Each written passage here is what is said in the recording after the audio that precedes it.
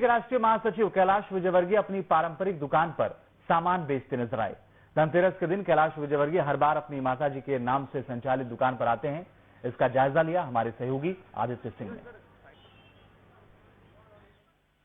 मैं आपको दिखाना चाहूंगा कि किस तरह से भारतीय जनता पार्टी का महासचिव जो पूरे देश की राजनीति करता है, वो इस खास दिन, जो धनतेरस का खास दिन होता है, उस दिन कैसे जो है वो एक आम व्यापारी की तरह यहाँ पर बैठते हैं और अपने पुश्तैनी दुकान पर जो है उसी तरह सामान को बेचते हैं, ग्राहकों को देते हैं और इस पुरानी जो इनकी परंपरा चली आई है उसका निर्वाह करते हैं। दरअसल इस दुकान को कैलाश जी की माताजी के नाम से जाना जाता है, इसे काकी जी की दुकान के नाम से जाना जाता है और सालों से, जैसा कि इस दुकान की जब शुरुआत हुई थी तब कैलाश विजयवर्गीय ने अपनी शुरुआत यहीं से की थी। वो पहले यहीं पर जो होता है किराने का सामान बांधकर लोगों को बेचा करते थे, यहीं से दिया करते थे।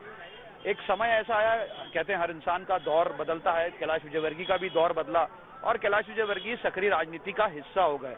देख सकते हैं कि कितने सहजता के साथ में कैलाश विजयवर्गीय यहाँ पर अपने पारंपरिक वेशभूषा में पारंपरिक तौर से नजर आ रहे हैं, क्योंकि ये इनकी शैली है। दरअसल इंसान कितना भी बड़ा हो जाए लेकिन उसे अपनी जमीनी पकड़ कभी नहीं भूलना चाहिए। इसी कारण जो है कैलाश विजयवर्गीय आज भी अपनी उस परंपरा का निर्वाह करते हैं और ये इसको आप देख सकते हैं पूरा इसमें। कैलाश जी, पुरानी परंपरा का निर्वाह? हाँ, ये पुरानी परंपरा का निर्वाह कर रहे हैं।